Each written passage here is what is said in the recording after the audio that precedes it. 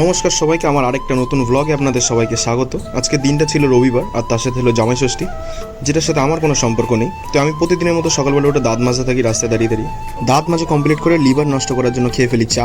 তারপরে চা খাওয়া কমপ্লিট হয়ে দেখলাম চুলটা অনেকটা বড় হয়ে গেছে আর কানে বারবার ঢুকে যাচ্ছিল, তাই ভাবলাম একটু চুলটা কেটে আসি। তো যেই চুল কাটতে বেরাবো, দিদা তখন টাকা দিয়ে বলে যে মাংস নিয়ে আসতে, একেবারে মনটা তো একদম খুশিতে ভরে যায়। তারপরে আমার মতো প্রায় ধ্বংস হয়ে যাওয়া সাইকেলটাকে নিয়ে চালিয়ে চালিয়ে সোজা চলে যাই সেলুনে চুল কাটতে। আর গিয়ে দেখি সেলুনে বিশাল ভিড়। তারপরে চুল কেটে সাইকেল চালিয়ে সোজা চলে যায় জয়পুরে মাংস আনতে। তারপর সব কাজ মিটে বাড়ি এসে বসে পড়ি সকালে টিফিন করতে। আর সকালের টিফিনে ছিল পান্তা ভাত, আলু ভাজা, পেঁয়াজ আর কাঁচা লঙ্কা, একদম পারফেক্ট খাবার। আর এমনিও আজকে সকালে গরমটা একটু বেশিই পড়েছিল, তাই জন্য টিফিনে পান্তা ভাতটা খেয়ে পেট আর মন দুটোই শান্ত হয়ে যায়।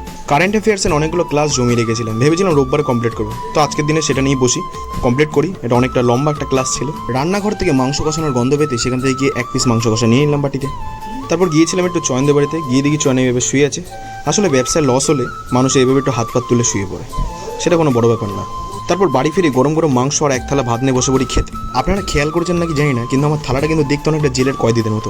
আসলে আমরা প্রত্যেকেই কোথাও না কোথাও কোনো না কোনোভাবে বন্দি আছি। আর আজকের বিশেষ আকর্ষণ ছিল খাবার শেষে মিষ্টি দই। খাওয়া দাওয়ার পরে ভাবলাম একটা মুভি দেখা যায়। তো জিতের এই মুভিটার কথা মাথায় আসলো। তোমরা যদি মুভিটা দেখে থাকো তাহলে কমেন্টে জানাও জিতের এই মুভিটার নাম কি।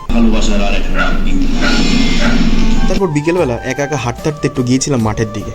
তারপর বাড়ি ফিরে এসে জানলার ফাঁক থেকে আকাশটাকে দেখতে আকাশ দিকে হলুদ হয়ে গেছে। ভাবলাম আকাশের হয়তো আবার জন্ডিস হয়েছে, তাই জন্য জানলাটা বন্ধ করে দিলাম।